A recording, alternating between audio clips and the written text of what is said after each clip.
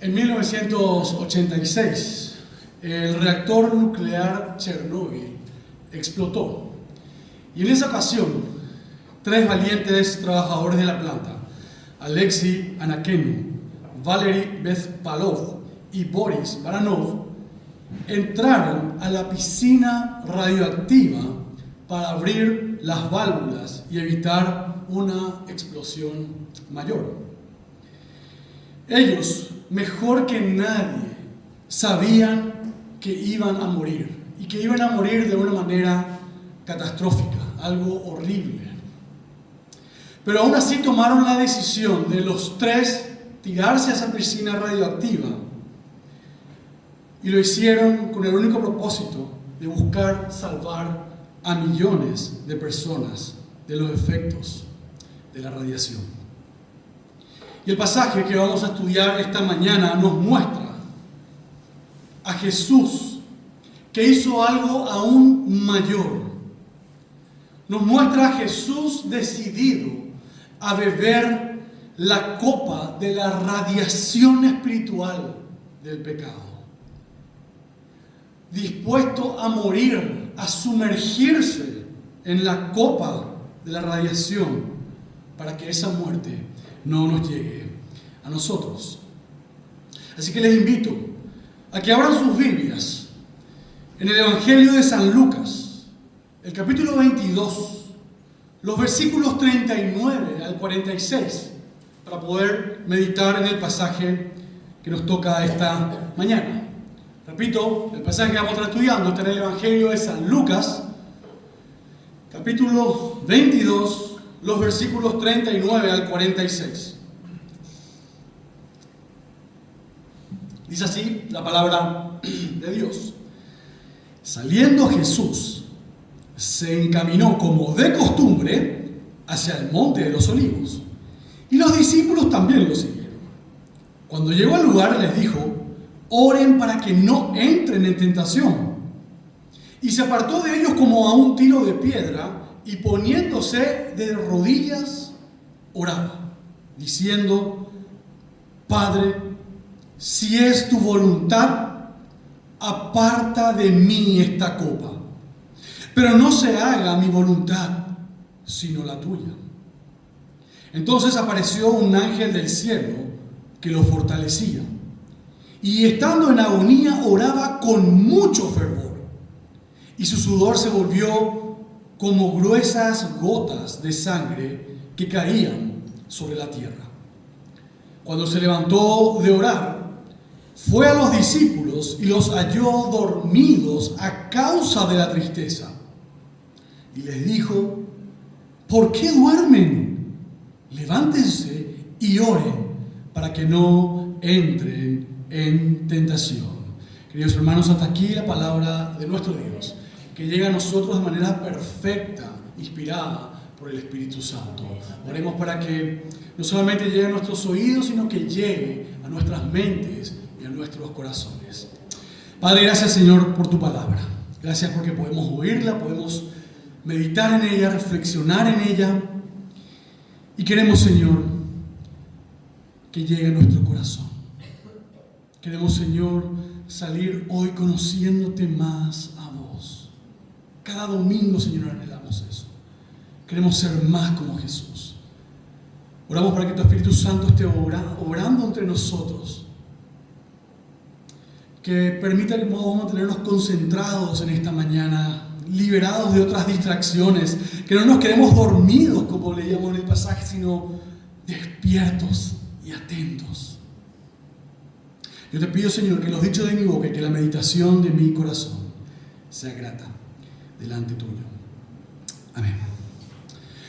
Muy bien, queridos hermanos, estamos avanzando en el Evangelio de San Lucas y estamos llegando, ya estamos hace unas semanas en un episodio en el que venimos estudiando como 3 años del ministerio del ministerio de Jesús. Incluso nos cuenta de su crecimiento y pasa todo rapidísimo, pero llegamos a un momento en el que parece que las cosas se mueven en cámara lenta, que empieza como que a hacer zoom y a ver la repetición del VAR cuadro por cuadro. Estamos en la última semana de la vida de Jesús y el Evangelio de San Lucas quiere mostrarnos cuadro por cuadro qué es lo que está ocurriendo, porque es el momento clave, es lo que cambia la historia, es la razón por la que Jesús vino aquí. Y el pasaje que vamos a estudiar esta mañana está formado con una belleza literaria y poética que utilizó Lucas, que es bastante típico de la literatura hebrea, que es un quiasmo. ¿Qué es lo que es eso? Un quiasmo es una manera en la que el autor utiliza para expresar como sandwichitos, o sea, como que hace los panes de arriba y de abajo, la mayonesa en el medio, y en el medio mismo de su relato está la carne, lo principal, el punto principal de esta mañana.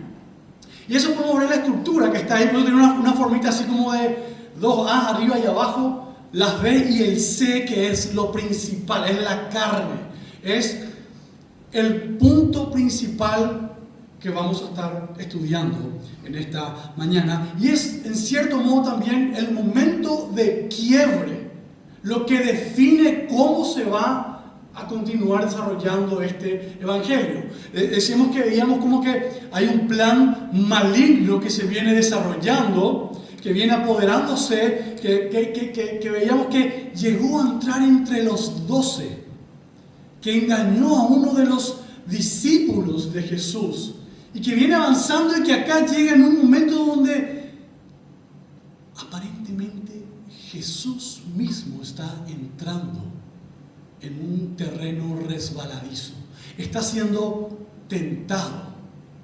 Y la gran pregunta, la gran incógnita es: ¿qué va a pasar? ¿Cómo va a ocurrir esto? Una noticia, lo vamos a ir viendo, es que el giro es positivo.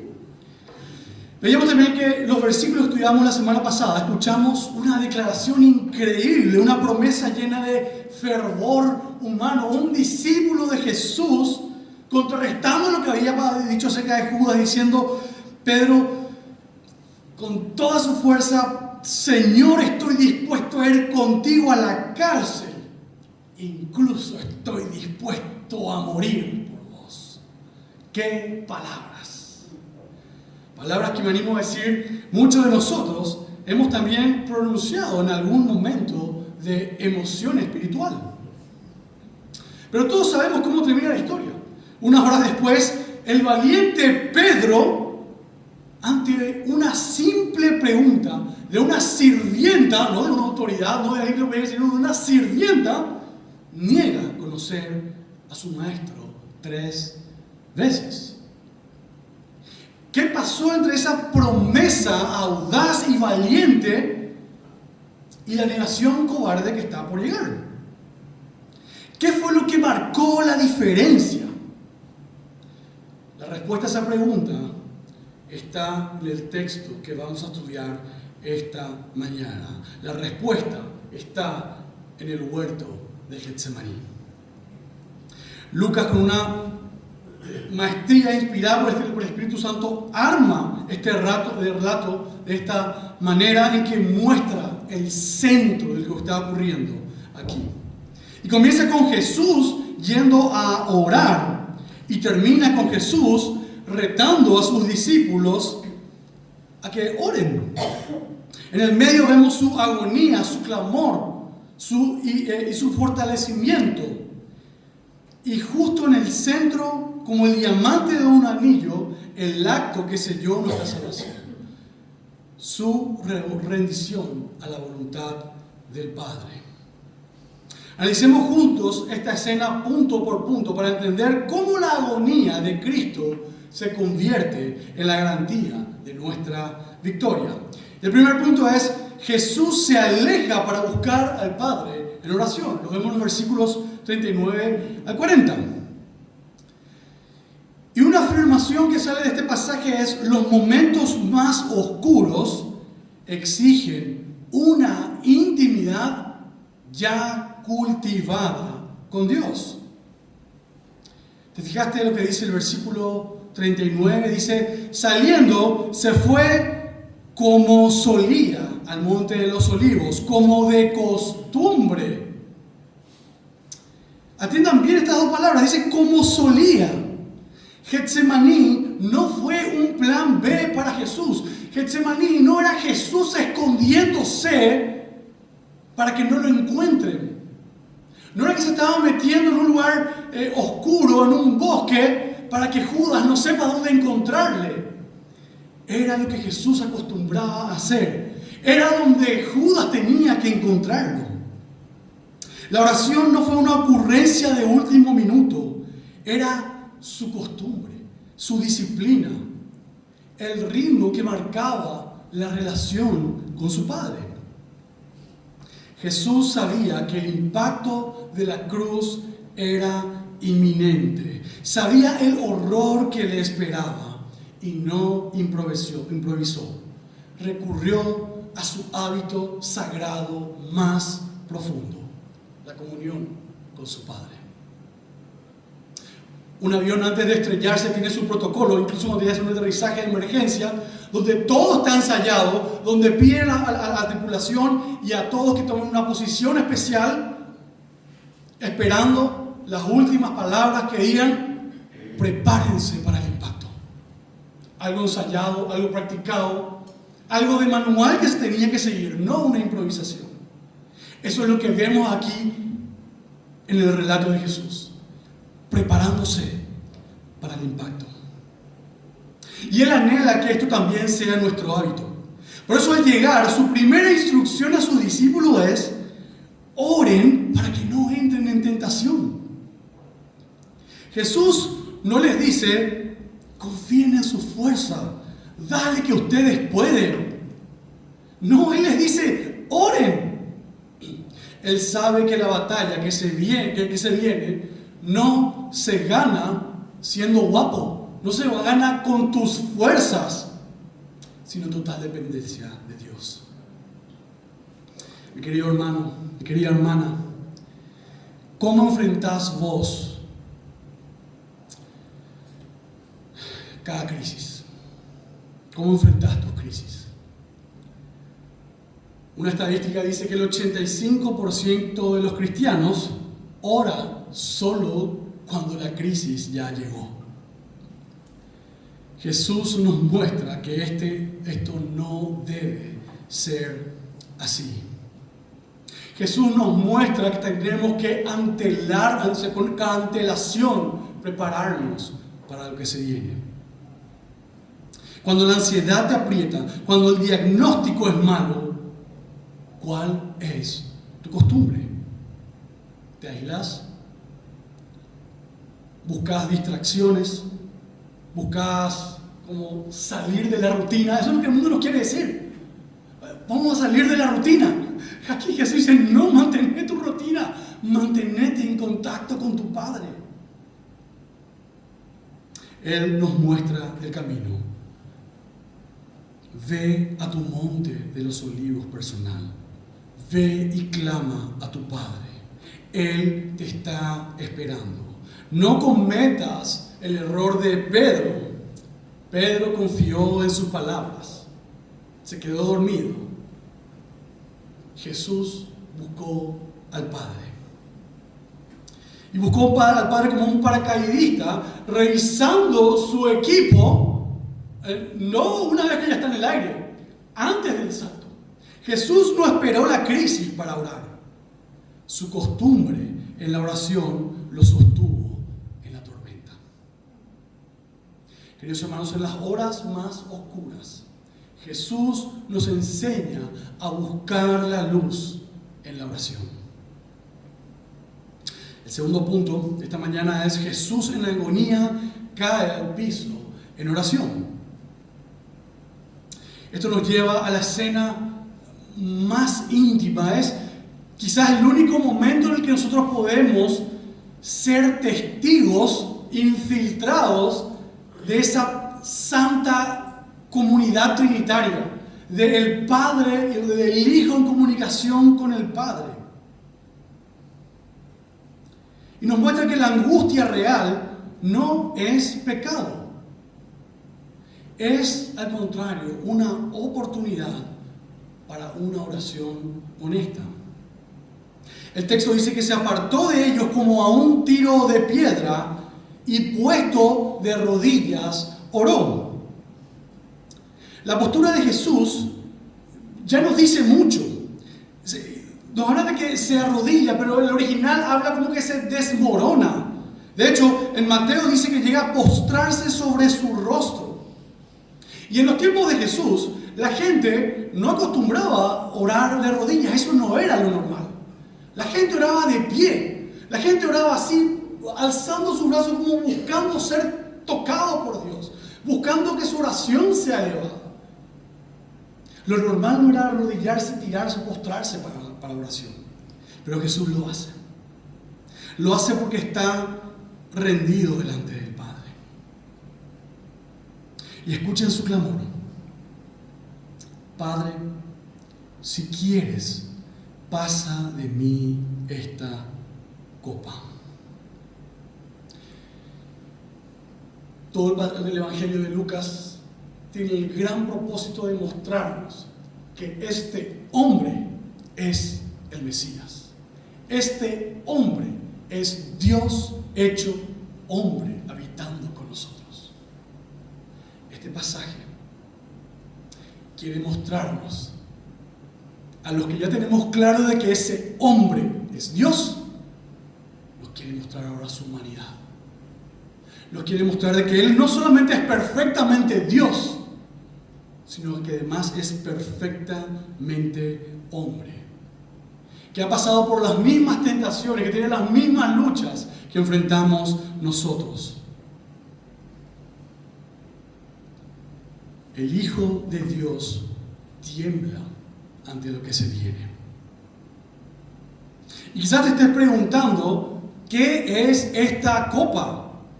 ¿Qué significa? ¿Por qué Jesús tiembla ante esta copa? ¿Por qué desea que pase de largo esta copa? Ahora, esta copa no es solamente el dolor de la crucifixión, no es la muerte. La Biblia nos enseña que cada pecado que cometemos, cada mentira, cada pensamiento impuro, cada acto egoísta, cada omisión de no hacer lo que tenemos que hacer, es una ofensa contra un Dios 3 veces santo. Y su justicia perfecta exige un castigo. Esa justicia, esa ira santa, se va acumulando día tras día sobre cada persona que no está en Cristo. Es lo que se llama una gota que se va llenando, transgresión tras transgresión, de la ira de Dios. La copa que Jesús ve es la copa de la ira de Dios. ¿Y quiénes son los que van a beber esa copa? ¿A quiénes corresponde beber esa copa?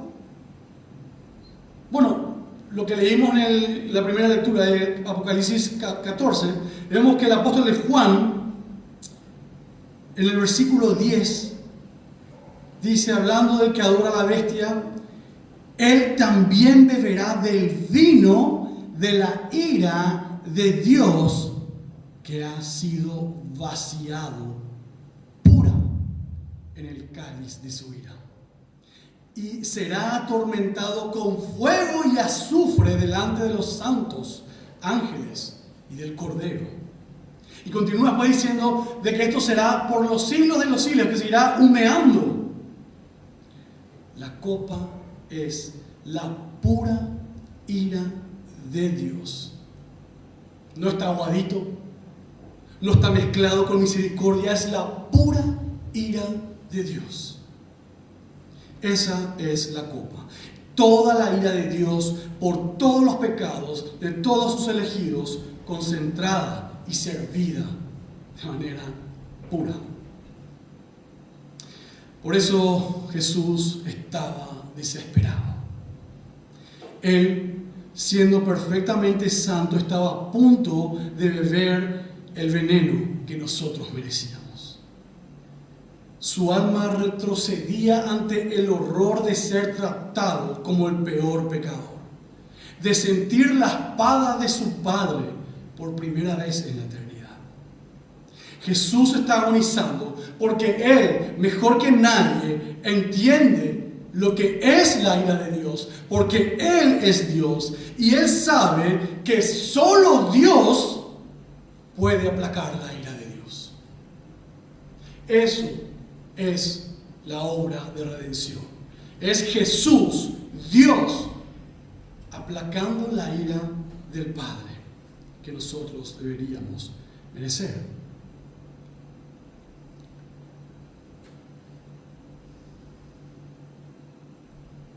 Jesús le dice: Padre, yo sé que este plan es eterno. Yo estuve ahí cuando lo diseñamos. Yo sé que esto era todo lo que estaba planeado. Pero, ¿hay otra forma de hacerlo? ¿Podemos hacerlo de otra manera? ¿Realmente tengo que recibir toda tu ira? Queridos hermanos, la humanidad de Jesús que podemos leer aquí nos enseña que nosotros podemos ser honestos con Dios. Si estamos sufriendo, si estamos angustiados, no tenemos que fingir. Podemos gritar como Jesús: Padre, si es posible, pasa de mí este sufrimiento, líbrame de este dolor. Esto es lo mismo que Jesús hizo. Arrodillado en agonía, el Hijo de Dios muestra su humanidad plena para nosotros. Y en el centro vemos el siguiente punto que dice: Jesús se somete a la voluntad del Padre, el versículo 42b. Y aquí llegamos al corazón de todo, al momento que cambió la historia. La oración que verdaderamente salva no es la que cambia la mente de Dios, sino la que cambia nuestra mente para someternos a la voluntad de Dios. Después de su clamor, Jesús pronuncia las palabras que sellaron nuestro destino: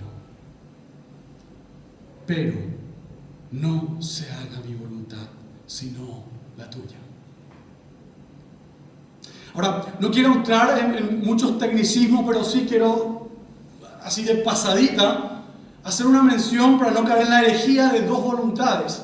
No se trata que Dios Hijo tiene un pensar diferente al Dios Padre. En la persona de Jesús hay dos naturalezas: perfectamente Dios y perfectamente hombre.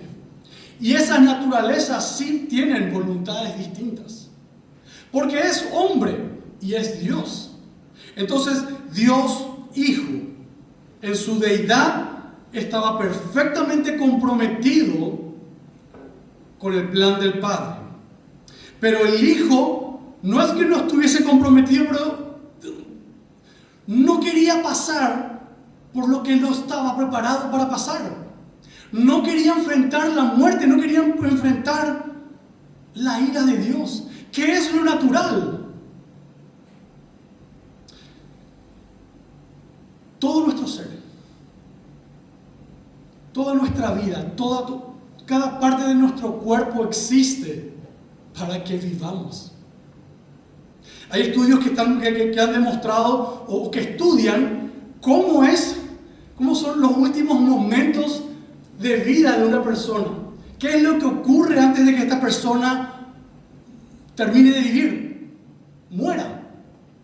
Y se muestra realmente cómo el cuerpo busca hasta lo último, con todas sus fuerzas, hacer que la persona luche por vivir mientras se mantenga en lo posible. Y muestra cómo, por ejemplo, desactiva un montón de partes del cuerpo, muchísimas funciones, para enfocarse en dónde está el problema, para que el cuerpo pueda luchar contra ese enemigo. Se dice que el último segundo de vida es un una gran aspiración de aire para terminar con tu cuerpo hasta el último segundo de vida hace el mayor esfuerzo por mantener la vida en vos. Cuando tu cuerpo ya se rindió, cuando ya está entregado, los estudios dicen que en tu mente comienzan a vivir como un flash de un montón de recuerdos de toda tu vida. Aquellas cosas que te mantenían vivo. Si ya tu profesión te muestra cómo fuiste grande en tu trabajo, flash de tus logros, de tu dinero, de tu riqueza, tu fortaleza. Si ya tu familia te muestra lindos momentos, flash que vos recibiste de tu hijo cuando él nació, cuando te casaste. Si son tus viajes, ves flashes de los lugares que visitaste. Es tu mente dándote un último empujón para tratar de aferrarte a la vida. Y es porque no fuimos creados naturalmente para la muerte. Es porque fuimos creados para la vida eterna. Tenemos el instinto natural de aferrarnos a esta vida porque para eso fuimos creados. Y eso es lo que Jesús está mostrando. Me quiero aferrar a esta vida porque nuestra vida fue creada para la vida eterna. Y ahora me toca vivir el pecado. Me toca sentir y cargar con el pecado de cada uno. Pero Jesús dice, no se haga mi voluntad, sino la tuya. En esta frase la balanza de la eternidad se inclina. Es el punto de inflexión. Este es el sí de Cristo que cancela el no de Adán en el primer huerto. Si Jesús no hubiera orado estas palabras, no habría salvación. Tu fe y la mía serían inútiles. Esta es la pregunta más difícil para nosotros. ¿Estás dispuesto a orar esto sobre tu propia vida? ¿Sobre tu trabajo? ¿Sobre tu familia? ¿Tu salud? Es fácil decir, hágase tu voluntad cuando coincide con la nuestra. ¿Pero qué y si no? El sometimiento no significa estar de acuerdo con algo. De hecho, quiere expresar lo contrario. A ver, un ejemplo. Si yo digo, Raquel, quiero comprar helado de chocolate, y mi señora me dice, sí, yo también quiero helado de chocolate, eso no es sometimiento. Eso es estar de acuerdo. Un sometimiento es cuando uno tiene una voluntad distinta, o quizás no distinta, pero con dudas, no convencido, pero decide aún así confiar en la idea o en el gusto de quien está en control. Por ejemplo, mi hijo diciéndome, papá, yo sé que ustedes no nos dejan ir a dormir a la casa de mis compañeros, pero es el cumpleaños de uno de ellos y me invitó a su casa. ¿Puedes dejarme ir? Y ya sabe que la respuesta va a ser no. Y se va a someter a esa respuesta. Y lo va a hacer con gusto. Me va a preguntar el por qué. Yo le voy a explicar por qué. Porque te amo, porque te cuido y porque quiero que estés bajo mi cuidado siempre. Él se va a someter y él va a buscar, bueno, eso creo, él va a buscar estar de acuerdo o aceptar lo que yo decida. Queridos hermanos, la obediencia perfecta se resume en estas palabras: no se haga mi voluntad, sino la tuya. Esto es lo que debemos buscar en cada área de nuestras vidas. El siguiente punto es que Jesús recibe fuerza para enfrentar el sufrimiento. Veíamos en el punto 2 que Jesús caía al piso en aflicción, ganado por la agonía, pero ahora, habiendo sometido su voluntad, miren lo que pasa. Y nos muestra que Dios no siempre nos quita la prueba, pero siempre provee la gracia para soportarla. Nos dice que ahí se le apareció un ángel del cielo para fortalecerle. No vino a sacarle, no vino a rescatarle, no vino a sacar el sufrimiento, vino el ángel a fortalecerle para que él pueda beber esa copa. Es como el entrenador de un boxeador. No lo saca de la pelea, sino que le da agua, le saca el sudor, le hace los puntos, le habla al oído para que pueda salir a pelear de nuevo. Y la intensidad fue tal que el texto dice que era su sudor como grandes gotas de sangre. Ahora, esto es un fenómeno médico real que quién mejor que un médico como Lucas para describirlo. Algo que se llama la hematidrosis, causada por un extremo estrés. Jesús sintió físicamente en su cuerpo el peso de nuestros pecados. Queridos hermanos, ¿le estás pidiendo a Dios que te saque el problema? Quizás la oración correcta es: Señor, fortaléceme en medio de mis problemas. La obediencia que honra a Dios se logra de rodillas, sostenidos por la fuerza que Él mismo nos da. Fortalecidos por el cielo, Jesús enfrentó la cruz por nosotros, para que nosotros, fortalecidos en Él, podamos hoy enfrentar nuestras batallas. El último punto dice: Jesús se acerca a los discípulos y los anima a orar. El primer punto era Jesús alejándose de ellos para acercarse al Padre. Me alejo de los hombres, me alejo del mundo y estoy en comunión con mi Padre. Ahora, fortalecido por el Padre, vuelvo a los hombres y una vez más les doy instrucción. La historia vuelve al principio. La autosuficiencia espiritual es la cuna de la tentación. El creer a mí no me va a pasar es el caldo de cultivo para que a ti te pase. Dice que los halló durmiendo a causa de la tristeza. Dice que su dolor los venció. Estaban tan tristes que se quedaron dormidos. No tenían fuerza para nada y se quedaron dormidos. Y Jesús, con una paciencia increíble, les vuelve a decir: ¿por qué duermen? Levántense, oren para que no entren en tentación. Era su última advertencia. La oración no era una sugerencia, era un escudo que ellos necesitaban para enfrentar todo lo que se venía. Te pregunto con todo amor: ¿estás dormido espiritualmente mientras el mundo se cae a pedazos? ¿Estás en alerta o vencido por el sueño?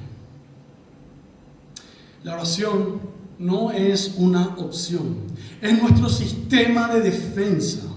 Nuestra consigna debe ser despiertos y orando. Esa es nuestro mejor escudo ante la tentación para no llegar a la caída.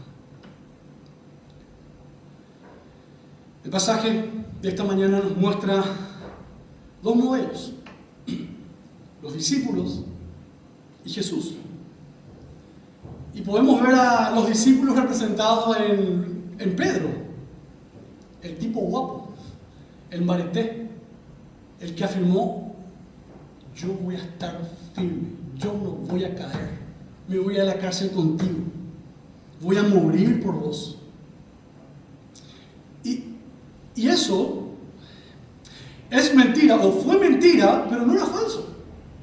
Es realmente lo que Pedro hizo. Enfrentó la cárcel, enfrentó la muerte, pero no es verdad. Todo eso que ocurrió, como veíamos también el domingo pasado, porque fue Cristo mismo quien oraba para que Él pueda resistir cuando sea sacudido y para que al volver fortalezca a los demás. Es Jesús, es por las fuerzas de Cristo que Él es capaz de llevar adelante todo lo que hará más adelante. Pero la salvación no se gana siendo un bareté, siendo fuerte. No se gana con la espada de Pedro. Se gana en la oscuridad de un huerto, con la oración y obediencia de un Salvador que sudó sangre por cada uno de nosotros. Mientras nosotros dormíamos, mientras nosotros éramos superados por nuestra propia tristeza, Cristo, el perfecto mediador, oró y venció la tentación para enfrentar y cargar con la copa que nosotros merecíamos. Y aquí viene la buena noticia, la mejor noticia del universo, porque Jesús oró: hágase tu voluntad. El camino hacia la cruz, Él caminó hacia la cruz y bebió hasta la última gota de esa copa de ira que vos y yo merecíamos. Él la bebió en nuestro lugar. Él tomó nuestro castigo. Me pregunto si somos nosotros capaces de entender lo que es tener que beber esa copa que Jesús bebió. De entender el beber la ira de Dios pura, sin misericordia, sin hielito, sin aguado, así puro. Porque eso fue lo que hizo Jesús, eso fue lo que le hizo temblar a Jesús. Y quizás aquí hay alguno que todavía está en el camino en el que va a enfrentar el beber esa ira de Dios. Y el mundo está lleno de personas que no entienden el peligro que están enfrentando de beber la copa de la ira de Dios. Cada uno de nosotros que quiere enfrentar el día del juicio con nuestra fuerza, con nuestro bareteísmo, está condenado a beber la copa de la ira de Dios pura. Nos va a destrozar, nos va a hacer añicos, nos va a partir. La buena noticia es que para los que creen en Jesús, Él la bebió por ti. Él te libró de beber esa copa. Esa noche Jesús decidió beber la copa en tu lugar. Esa noche Jesús tomó la decisión final de enfrentar la cruz para rescatarnos, para salvarnos. Querido hermano, el mundo está lleno de personas que no logran comprender la ira que les espera. Esta iglesia tiene personas que aún no logran comprender la ira que les espera. Es necesario que se arrepientan. Es necesario que entiendan qué terrible es lo que están haciendo, lo que han dejado de hacer. Es necesario que entiendan que no pueden acercarse a Dios y que por el contrario, Dios se acercará para juzgarlos y destruirlos. Es necesario que se postren y que pidan perdón, que se arrepientan y que reconozcan a Jesús como su mediador para que los libre de esta copa, para que puedan descansar en lo que Él hizo en la cruz por cada uno de nosotros. Ven a los pies de la cruz y recibe el perdón que Jesús compró por vos. Levántate, ora. La victoria te espera de rodillas. Les invito a orar. Padre Celestial, te damos gracias por abrirnos esta ventana al corazón de nuestro Salvador. Gracias, Jesús, porque en tu agonía encontramos nuestra paz. Porque en tu perfecta sumisión encontramos nuestra libertad. Porque en tu sudor de sangre encontramos el perdón de nuestros pecados.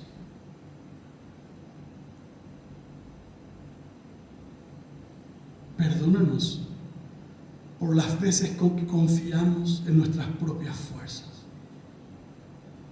Ayúdanos por tu Espíritu a seguir tu ejemplo y por encima de todo a rendir nuestra voluntad a la tuya.